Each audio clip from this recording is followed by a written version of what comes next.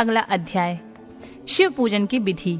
उपमन्यु कहते हैं, यदुनंदन, विशुद्धि के लिए मूल मंत्र से गंध चंदन मिश्रित जल के द्वारा पूजा स्थान का प्रोक्षण करना चाहिए। इसके बाद वह फूल बिखेरें, अस्त्र मंत्र फट का उच्चारण करके विघ्नों को भगाएं। फिर कवच मंत्र के से पूजा स्थान को सब ओर से अवगुंठित करें। अस्त्र मंत्र का संपूर्ण दिशाओं में न्यास करके पूजा भूमि की कल्पना करें। वहां सब ओर से कुश बिछा दें और प्रोक्षण आदि के द्वारा उस भूमि का प्रक्षालन करें। पूजा संबंधी समस्त पात्रों का शोधन करके द्रव्य शुद्धि करें। प्रोक्षणी पात्र, अर्घ्य पात्र, पाद्य पात्र और आचमनी पाद्य, इन चारों का प्रक्षालन, प्रोक्षण और बीक्षण करके इनमें शुभ जल डालें और जितने मिल सके उन सभी पवित्र द्रव्यों को उनमें डालें। पंचरत्न, चांदी, सोना, गंध, पुष्प, अक्षत आदि तथा फल, पल्लव और कुश, ये सब अनेक प्रकार के पुण्य द्रव्य हैं। स्नान और पीने के जल में विशेष रूप से सुगंध आदि एवं शीतल मनोज्ञ पुष्प आदि छोड़ें। पाद्य पात्र में खस और चंदन छोड़ना चाहिए। आचमनी पात्र में विशेषतः जायफल, कपूर, सहीजन और तमाल का चूर्ण करके डालना चाहिए। इलायची सभी पात्रों में डालने की वस्तु है। कपूर, चंदन, कुशाग्र भाग, अक्षत, जौ, धान, तिल, घी, सरसों, फूल और भस्म, इन सब को अर्घ्य पात्र में छोड़ना चाहिए। कुश, फूल, जौ, धान, सहीजन, तमाल और भस्म, इन सब का प्रोक्षणी पात्र में प्रक्षेपण करना चाहिए। सर्वत्र मंत्र न्यास करके कवच मंत्र से प्रत्येक पात्र को बाहर से आवेष्टित करें। तत्पश्चात अस्त्र मंत्र से उनकी रक्षा करके धेनु मुद्रा दिखाएं। पूजा के सभी द्रव्यों का प्रोक्षणी पात्र के जल से मूल मंत्र द्वारा प्रोक्षण करके विधिवत शोधन करें। श्रेष्ठ साधक को चाहिए कि अधिक पात्रों के न मिलने पर सब कर्मों से एकमात्र प्रोक्षणी पात्र को ही संपादित करके रखें और उसी के जल से सामान्यतः अर्घ आदि दें। तत्पश्चात मंडल के दक्षिण द्वार भाग में भक्ष्य भोज्य आदि के क्रम से विधि पूर्वक विनायक देव की पूजा करके अंतःपुर के स्वामी साक्षात नंदी की भली भांति पूजा करें। उनकी अंग कांति सुवर्णमय पर्वत के समान है। समस्त आभूषण उनकी शोभा बढ़ाते हैं। मस्तक पर बाल चंद्र का मुकुट सुशोभित होता है। उनकी मूर्ति सौम्य है। वे 3 नेत्र और 4 भुजाओं से युक्त हैं। उनके एक हाथ में चमचमाता हुआ त्रिशूल, दूसरे हाथ में मृगी, तीसरे में टंक और चौथे में तीखा बैंत है। उनके मुख की कांति चंद्रमंडल के समान उज्जवल है। मुख वानर के सादृश्य है। द्वार के उत्तर पार्श्व में उनकी पत्नी सुयशा है, जो मरुद गणों की कन्या है। वे उत्तम व्रत का पालन करने वाली हैं और पार्वती जी के चरणों का श्रृंगार करने में लगी रहती हैं। उनका पूजन करके परमेश्वर शिव के भवन के भीतर प्रवेश करें और उन द्रव्यों से शिवलिंग का पूजन करके निर्माल्य को वहां से हटा लें। तदनंतर फूल धोकर शिवलिंग के मस्तक पर उसकी शुद्धि के लिए रखें। फिर हाथ में फूल ले यथाशक्ति मंत्र का जप करें। इससे मंत्र की शुद्धि होती है। ईशान कोण में चंडी की आराधना करके उन्हें पूर्वोक्त निमाल्य अर्पित करें।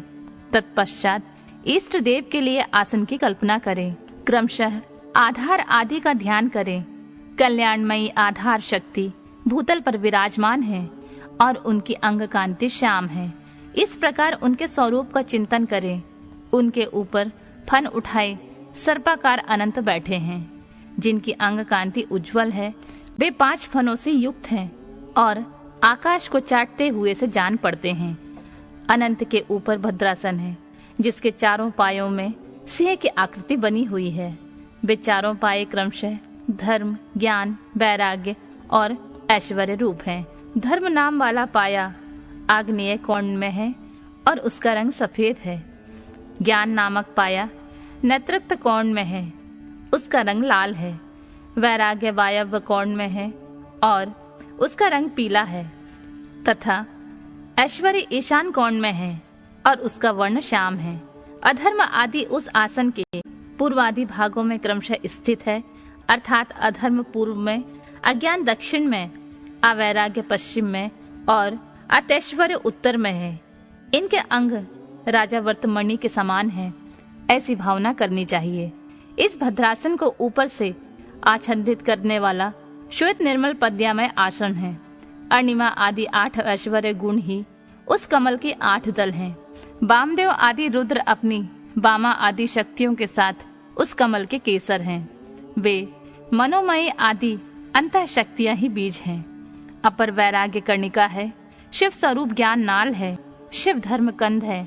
कर्णिका के ऊपर 3 मंडल, चंद्रमंडल, सूर्य मंडल और बाह्य मंडल, और उन मंडलों के ऊपर आत्म तत्व, विद्या तत्व और शिव तत्व रूप त्रिविध आसन है।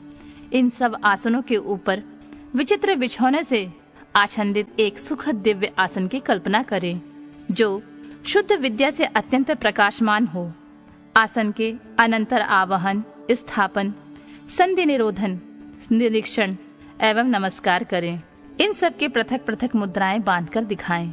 तदनंतर पाद्य, आचमन, अर्घ्य, पुष्प, गंध, धूप, दीप, नैवेद्य और तांबुल देकर शिवा और शिव को शयन कराएं, अथवा उपयुक्त रूप से आसन और मूर्ति की कल्पना करके मूल मंत्र एवं अन्य ईशानादि ब्रह्म मंत्रों द्वारा सरलीकरण की क्रिया करके देवी पार्वती सहित परम कारण शिव का आवाहन करें।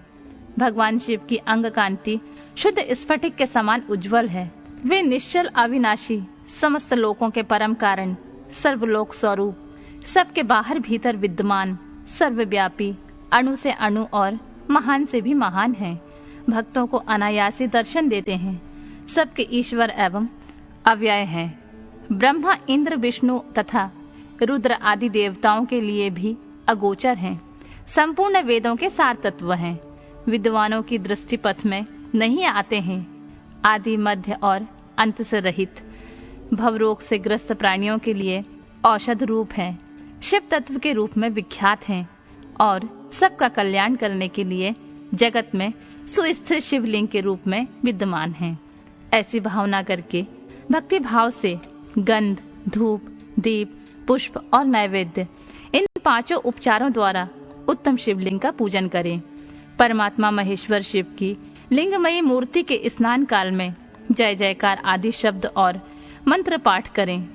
पंचगव्य, घी, दूध, दही, मधु और शर्करा के साथ फल फूल और सार तत्व से तिल, सरसों, सत्तू के उपटन से, जौ आदि के उत्तम बीजों से, उड़द आदि के चूर्णों से तथा आटा आदि के आलेपन करके गर्म जल से शिवलिंग को नहलाएं। लेप और गंध के निवारण के लिए बिल्व पत्र आदि से रगड़ें। फिर जल से नहलाकर चक्रवर्ती सम्राट के लिए उपयोगी उपचारों से अर्थात सुगंधित तिल, फुलेल आदि के द्वारा सेवा करें। सुगंध युक्त आंवला और हल्दी भी क्रमशः अर्पित करें। इन सब वस्तुओं से शिवलिंग अथवा शिव मूर्ति का भली भांति शोधन करके चंदन मिश्रित जल, कुश, पुष्प युक्त जल, सुवर्ण एवं रत्न युक्त जल और तथा मंत्र सिद्धि जल से क्रमशः स्नान कराएं। इन सब द्रव्यों को मिलना संभव न होने पर यथा संभव संग्रहित वस्तुओं के द्वारा, जल द्वारा अथवा केवल मंत्राभिमंत्रित जल द्वारा श्रद्धा पूर्वक शिव को स्नान कराएं। कलश, शंख और वर्धनी से तथा कुश और पाप से युक्त हाथ के जल से मंत्रोच्चारण पूर्वक इष्ट देवता को नहलाना चाहिए। पावमास सूक्त, रुद्र सूक्त, नील रुद्र सूक्त, त्वरित मंत्र, लिंग सूत्र आदि सूत्र, अथर्वशीर्ष, ऋग्वेद, सामवेद तथा शिव संबंधी ईशानी, पंच ब्रह्म मंत्र, शिव मंत्र तथा प्रणव से देव देवेश्वर शिव को स्नान कराएं। जैसे महादेव जी को स्नान कराएं, उसी तरह महादेवी पार्वती को भी स्नान आदि कराना चाहिए। उन दोनों में कोई अंतर नहीं है, क्योंकि वे दोनों सर्वथा समान हैं। पहले महादेव जी के उद्देश्य से स्नान आदि क्रिया करके फिर देवी के लिए उन्हीं देवाधिदेव के आदेश से सब कुछ करें। अर्धनारीश्वर की पूजा करनी हो तो उसमें पूर्वापर का विचार नहीं है, अतः उसमें महादेव और महादेवी की साथ साथ पूजा होती रहती है। शिवलिंग में या अन्यत्र मूर्ति आदि में अर्धनारीश्वर की भावना से सभी उपचार का शिव और शिवा के लिए एक साथ ही उपयोग होता है। पवित्र सुगंधित जल से शिवलिंग का अभिषेक करके उसे वस्त्र से पोंछें, फिर नूतन वस्त्र एवं यज्ञोपवीत चढ़ावें। तत्पश्चात पाद्य, आचमन, अर्घ्य, पुष्प, गंध, आभूषण, धूप, दीप, नैवेद्य, पीने योग्य जल, मुख शुद्धि, पुनराचमन, मुखवास तथा संपूर्ण रत्नों से जटित सुंदर मुकुट, आभूषण, नाना प्रकार की पवित्र पुष्पमालाएं, छत्र, चंवर, व्यंजन, ताड़ का पंखा और दर्पण देकर सब प्रकार की मंगलमयी वाद्य ध्वनियों के साथ इष्ट देव की निराजना करें। आरती उतारें। उस समय गीत और नृत्य आदि के साथ साथ जय जयकार भी होनी चाहिए। सोना, चांदी, तांबा अथवा मिट्टी के सुंदर पात्र में कमल आदि के शोभायमान फूल रखें। कमल के बीज तथा दही, अक्षत आदि भी डाल दें।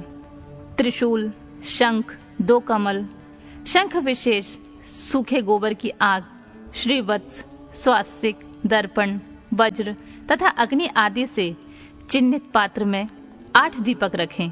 वे 8 दिशाओं में रहें और एक नवा दीपक मध्य भाग में रहे। इन 9 दीपकों में बामा आदि नव शक्तियों का पूजन करें। फिर कवच मंत्र से आच्छादन और अस्त्र मंत्र द्वारा सब ओर से संरक्षण करके धेनु मुद्रा दिखाकर दोनों हाथ से पात्रों को ऊपर उठाएं अथवा पात्र में क्रमशः 5 दीप रखें। चारों ओर से चारों कोनों में और एक को बीच में स्थापित करें।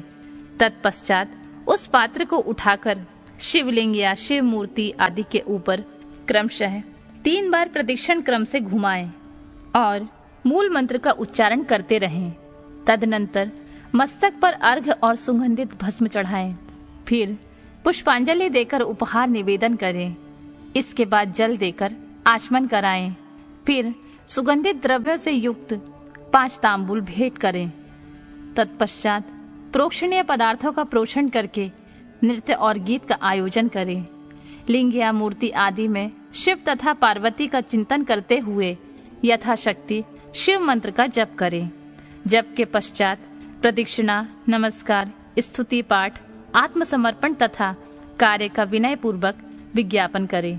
फिर अर्घ्य या पुष्पांजलि दे विधिवत मुद्रा बांधकर इष्ट देव से त्रुटियों के लिए क्षमा प्रार्थना करें। तत्पश्चात मूर्ति सहित देवता का विसर्जन करके अपने हृदय में उसका चिंतन करें। पाद्य से लेकर मुखवास पर्यंत पूजन करना चाहिए अथवा अर्घ्य आदि से पूजन आरंभ करना चाहिए या अधिक संकट की स्थिति में प्रेम पूर्वक केवल फूल मात्र चढ़ा देना चाहिए।